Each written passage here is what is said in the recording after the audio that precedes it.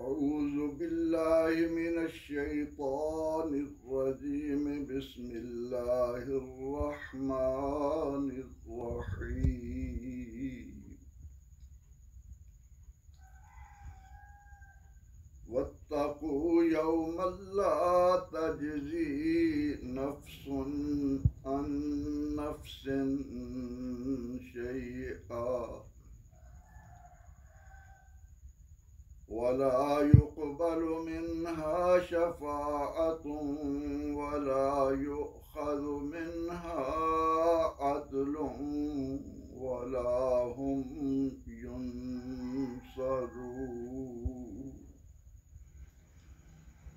صدق الله العظيم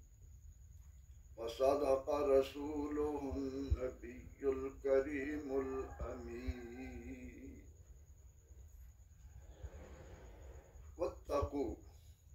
واو کے معنی اور اتقو فعل امر ہے تقوی سے بچو ڈرو یومن ایام جمع آتی ہے دن کو کہتے ہیں یوم اس دن سے لا تجزی نفس عن نفس شیئا لا تجزی نہیں جزا دے گا نہیں بدلہ دے گا یہ فعل مضارع کا واحد مؤنث غائب کا صیغہ ہے نفس کوئی بھی نفس کوئی بھی شخص کوئی بھی آدمی یہ فعل نکرہ ہے کوئی بھی ان سے نفس شخص شیء کچھ بھی ولا یقبل اور نہ قبول کی جائے گی فعل مضارع منفی مجہول اس کی طرف سے منہا شفاعت سفارش ولا یؤخذ واو معنی اور لا یؤخذ نہیں پکڑا جائے گا نہیں لیا جائے گا یہ بھی فعل مضارع مجہول کا واحد مذکر غائب کا صیغہ ہے عدل بدلہ معاوضہ و اور لا ہم نہ وہ ینصرون مدد کیے جائیں گے ینصرون فعل مضارع مجہول کا جمع مذکر غائب کا صیغہ ہے اس آیہ کریمہ کا ترجمہ اب غور سے سماعت فرمائیں اور ڈرو اس دن سے کہ جس میں کوئی بھی کسی کی طرف سے کوئی بدلہ نہیں دے گا اور نہ ہی کسی کی طرف سے کوئی سفارش قبول کی جائے گی اور نہ ہی کوئی معاوضہ دے گا معاوضہ لیا جائے گا اور نہ ہی وہ مدد کیے جائیں گے ذکر ہو رہا تھا بنی اسرائیل کا انہیں چونکہ کتاب ملی دنیا کی اقوام میں ان کو ایک وقار اور عزت سے نوازا گیا نبی رحمت صلی اللہ تعالی علیہ وسلم کی دنیا میں تشریف آوری پر ان کا بحیثیت اہل علم ہونے کے دوسرے لوگوں سے ممتاز ایک حیثیت کا حامل ہونے کے یہ فریضہ تھا کہ وہ عقل و شعور سے کام لیتے لیکن انہوں نے جس ضد کا تعصب کا عناد کا بغض کا کینے کا مظاہرہ کیا وہ قرآن کریم میں جگہ جگہ بیان ہو رہا ہے اس آیہ کریمہ کے ذریعے بنی اسرائیل کو بالخصوص اور امت مسلمہ کے علماء کو بالعموم ایک دعوت دی جا رہی ہے اس آیہ کریمہ میں ہر اس انسان کو جس میں ذرا بھی سوجھ بوجھ ہے شعور ہے عقل ہے اسے جھنجھوڑا جا رہا ہے اسے بر وقت متنبع کیا جا رہا ہے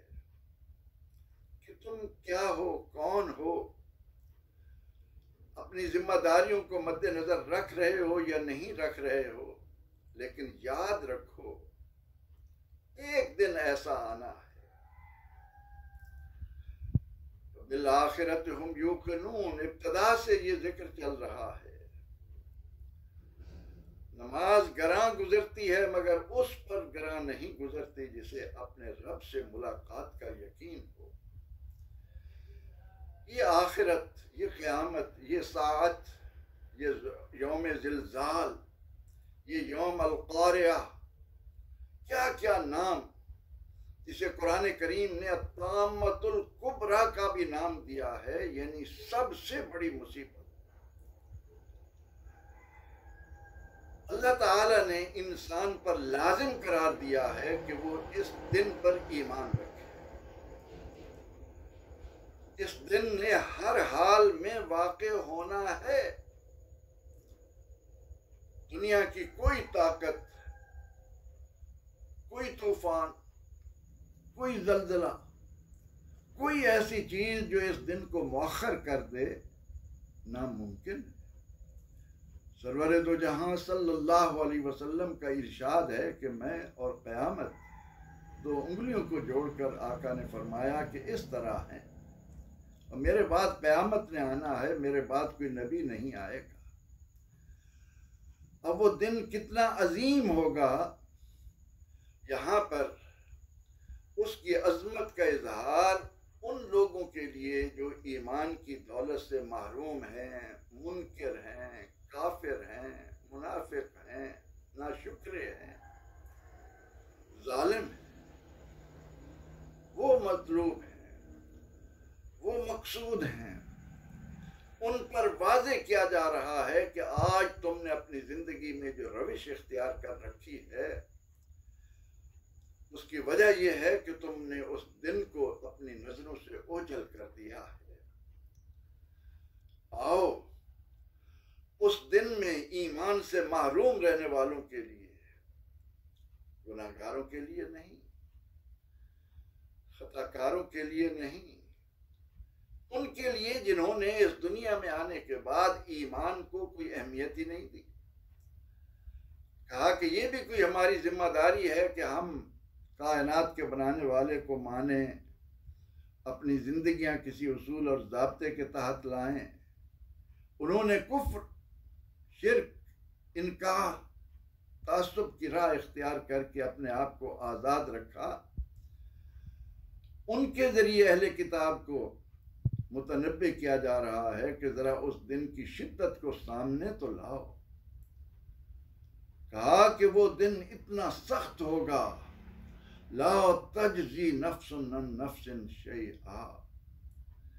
کوئی بھی شخص کسی بھی شخص کو کسی طرح کا کوئی بدلہ نہ دے سکے گا۔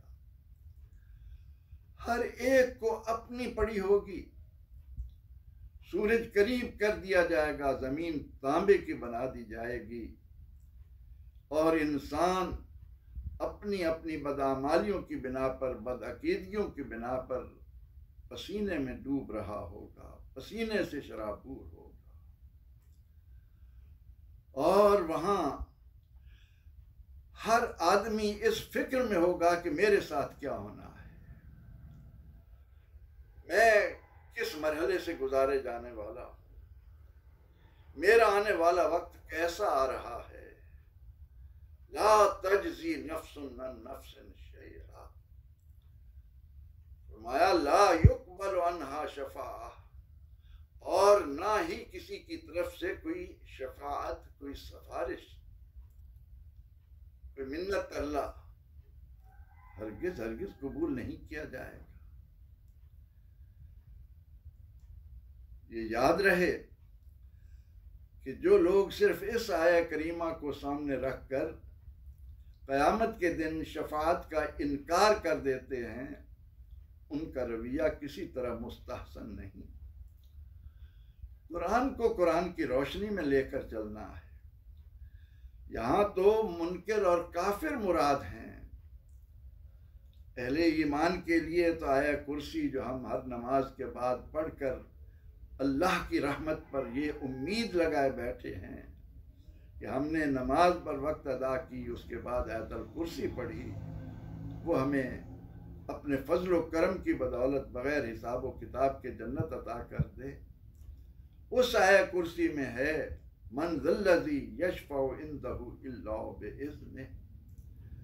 وہ دن اتنا عظیم ہوگا کہ وہاں اللہ کے اذن کے بغیر، اللہ کی اجازت کے بغیر کوئی شفاعت نہیں کر سکے گا۔ جب اس کا اذن ملے گا تو پھر شفاعتیں ہوں گی۔ قرآن شفاعت کرے گا، روزہ شفاعت کرے گا، معصوم بچے جو مسلمانوں کے فوت ہو جاتے ہیں وہ شفاعت کریں گے، اولیاء اللہ شفاعت کریں گے، اور سرور دو جہاں صلی اللہ تعالی علیہ وسلم پر جو شفاعت کا تاج سجایا جائے گا اس کی تو شان ہی کچھ نرالی ہوگی۔ اس آیہ کریمہ کے ذریعے ان منکروں کو، ان کافروں کو جو رسول اکرم رحمت عالم صلی اللہ علیہ وسلم کی جلوہ گری کے بعد بھی راہ راست پر نہیں آ رہے اور کفر کی راہ پر چلے جا رہے ہیں، ان کو متنبہ کر کے ہر باشعور آدمی کو اس بات کی طرف توجہ دلائی جا رہی ہے کہ اس دن نے آنا ہے جہاں نفسی نفسی کا عالم ہوگا اور کوئی کسی کی طرف سے کسی طرح کی شفاعت کا، سفارش کا حقدار نہ ہوگا۔ اس بے یار و مددگار کیفیت میں جس کو قرآن نے یوں بھی کہا کہ لا ناصر لہم، اس دن ان کا کوئی مددگار نہ ہوگا۔ کہیں کہا ما لہم من اللہ من ولی ولا نصیر، اس دن ان کے لیے اللہ کی طرف سے کوئی ولی، کوئی مددگار مقرر نہیں ہوں گے۔ وہ بے یار و مددگار ہونے کا وقت کفار کو سامنے رکھنا ہے، اور تم نے بھی اس کی ہلاکت آفرینی کو یاد رکھتے ہوئے اپنے آپ کو اس سے بچانے کی فکر کرنی ہے کہ ہم اہل کتاب ہیں۔ اللہ نے ہم پر اتنے انعامات کیے کہ جن کو شمار میں نہیں لایا جا سکتا۔ آج ہم سرور دو جہاں صلی اللہ تعالی علیہ وسلم کی غلامی سے کیوں دور ہیں؟ فرمایا کہ کسی سے کوئی بھی عدل معاوضہ نہیں لیا جائے گا۔ 3 باتیں بیان کی۔ کوئی کسی کو بدلہ نہ دے سکے گا، کوئی سفارش کرنے کی ہمت نہیں رکھے گا، اور کوئی معاوضہ دے کر، رشوت دے کر، مال دے کر کسی طرح کی کوئی نجات کی راہ اختیار کرے، یہ تمام راستے مسدود کر دیے جائیں گے۔ ولا ہم ینصرون، بے یار و مددگار پڑے ہوں گے، دائمی عذاب کے حقدار بنا دیے جائیں گے۔ اس دن کی سنگینی کو آج سامنے رکھتے ہوئے ہماری مسلمان ہونے کی حیثیت ذمہ داری اہل کتاب یہود و نصارہ سے بھی بڑھ جاتی ہے کہ ہم اس دن کی سنگینی کو سامنے رکھتے ہوئے اپنے اخلاق کا، اپنے کردار کا جائزہ لیں کہ ہم نے تو لا الہ الا اللہ پڑھ رکھا ہے، اور وہاں ہر انسان اس کا ایک ایک عمل نہ صرف اس کو دکھایا جائے گا بلکہ انسانی جسم کے اعضاء جو وہ برائیاں، وہ برے کام سر انجام دیتے ہیں، یہ وہاں گواہ کے طور پر پیش ہوں گے۔ ہاں الیوم نختم علی افواہہم، آج ہم ان کے منہ پر مہر لگا دیں گے، وتکلمنا، اور ہم سے کلام کریں گے، ایدیہم، ان کے ہاتھ، ان کے پاؤں، جو انہوں نے دنیا میں کسب کیا، جو دنیا میں کمایا، آنکھ گواہی دے گی، کان گواہی دیں گے، ہاتھ گواہی دیں گے، پاؤں گواہی دیں گے۔ جہاں یہ آیہ کریمہ بنی اسرائیل کو متنبہ کر رہی ہے کہ وہ شدید دن سامنے رکھو اور اپنے اخلاق اور کردار کا، اپنی ذمہ داریوں کا جائزہ لو کہ اہل کتاب ہونے کے ناطے تمہاری تو دوسرے لوگوں کی نسبت زیادہ ذمہ داری بنتی ہے۔ تم تو اللہ کی جن نعمتوں سے نوازے گئے ہو ان کا تقاضا یہ ہے کہ تم دوسرے لوگوں سے بڑھ کر پیغمبر رحمت صلی اللہ تعالی علیہ وسلم کے دامن سے وابستہ ہو کر دنیا کو دین کی سرفرازی سے بھر دو۔ تم نے تعصب کی راہ اختیار کر لی۔ کیا تمہیں مرنا یاد نہیں رہا؟ مرنے کے بعد دوبارہ اٹھنا یاد نہیں رہا؟ اٹھ کر اس دن اللہ کے حضور حاضر ہونے کے تصور کو تم نے دھندلا دیا۔ یاد رکھو، اس دن کی شدت کو سامنے رکھ کر اللہ کے عذاب سے بھی ڈرو، اس کی گرفت سے ڈرو، اس کی نافرمانی سے بچنے کی کوشش کرو، کیونکہ وہ دن اتنا سخت ہوگا کہ کوئی کسی کی طرف سے کوئی بدلہ نہیں دے گا۔ ایسا دن ہوگا کہ یوم یفر المرء من اخیہ و امہ و ابیہ، آدمی اپنے بھائی سے بھاگے گا، اپنی ماں سے بھاگے گا، اپنے باپ سے بھاگے گا، کوئی پرسان حال نہیں ہوگا، صرف انسان کا اپنا اچھا عقیدہ، انسان کے اپنے اچھے اعمال، انسان کی اپنی وہ کارکردگی جو اس نے چند روزہ زندگی میں آخرت کو، اسی لیے تو سرور دو جہاں صلی اللہ علیہ وسلم نے فرمایا الدنیا مزرعۃ الآخرہ، یہ دنیا آخرت کی کھیتی ہے۔ آپ صلی اللہ علیہ وسلم نے ہمیں اللہ کا یہ پیغام کتنی وضاحت سے سنا دیا ہے کہ ما هذه الحیات الدنیا الا لہو ولعب، کہ دنیا کی زندگی تو محض ایک کھیل تماشا ہے۔ وَإِنَّ الدَّارَ الْآخِرَةَ لَهِيَ الْحَيَوَانُ، اصل زندگی تو آخرت کی ہے، جہاں نہ تو موت کا ڈر، نہ بڑھاپے کی کمزوری، نہ کسی مصیبت کا خوف، نہ کسی نعمت کے چھن جانے کا اندیشہ۔ قرآن کریم نے اس زندگی کی جو بہاریں بیان کی ہیں ان کو سامنے رکھتے ہوئے انسان اس قیامت کے وقوع پر یقین لائے، اور اس دنیا میں آ کر اس کی جو ذمہ داریاں بنتی ہیں اپنی ان ذمہ داریوں کو خوش اسلوبی کے ساتھ سر انجام دینے کی کوشش کرے۔ یہاں اللہ تعالیٰ نے کفار کے متعلق واضح طور پر کہہ دیا، واضح طور پر بتلا دیا کہ وہ وقت ہر طرف افراتفری ہوگی، ہر ایک کو اپنی فکر پڑی ہوگی، ماں اپنے بچے کو بھول جائے گی، باپ اپنی اولاد سے منہ موڑ لے گا، دوست دوست کے کام نہیں آئے گا، سب نفسی نفسی پکار رہے ہوں گے۔ اس وقت کو سامنے رکھ کر آخر میں اس انقلابی کتاب کی انقلاب آفرین یہ بات کہہ کر کہ اے اللہ تیرا ہم پر کتنا کرم ہے، تو نے ہمیں بنایا، ہمارے لیے اس کائنات کی وسعتوں میں طرح طرح کی نعمتیں رکھیں، پھر ہمیں بر وقت مطلع کر دیا، بر وقت آگاہی عطا کر دی کہ وہ دن آنا ہے۔ اگر اس دن کی سنگینی اور شدت آفرینی ہمارے سامنے نہ رکھی جاتی تو ہم تو جانوروں کی طرح زندگی گزارتے، اور حقیقتاً بات یہی ہے کہ ہر وہ آدمی جس کے ذہن سے آخرت کا یہ تصور محو ہو چکا ہے، وہ ذرا تنہائی میں بیٹھ کر اپنے اعمال کا جائزہ لے تو اسے لگے گا کہ اس میں اور چوپاؤں کی زندگی بسر کرنے میں کیا کیا فرق واضح ہے۔ دنیا بھر کے چوپائے، انہیں اپنے انجام کی کوئی فکر نہیں، اسی لیے تو وہ صحابہ رضی اللہ عنہم جنہوں نے اس شدت کو بھانپا تھا اور اعمال کی بلندیوں پر، نیک اعمال کی بلندیوں پر فائز ہوتے ہوئے یہ کہتے تھے کہ کاش میں مٹی ہوتا، کاش میں پرندہ ہوتا، کاش مجھے یہ شکل و صورت اور یہ مرتبہ، یہ منصب نہ ملا ہوتا کہ قیامت کے دن میں کس طرح اپنے رب تعالیٰ کے حضور کھڑا ہوں۔ جس دن میرے اور آپ کے دل میں آخرت کی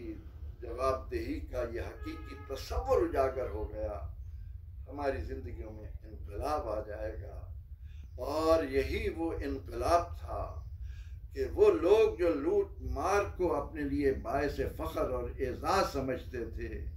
ان کی کیفیت یہ ہو گئی تھی کہ اگر راستہ چلتے ہوئے کوئی کھجور کا دانہ اٹھا کر منہ میں ڈال لیا تو آخرت کی جواب دہی کے تصور نے ان کے بدن پر کپ کپی طاری کر دی، جب تک اس کو نکال نہ لیتے تھے، باہر نہ پھینک دیتے تھے کہ کہیں یہ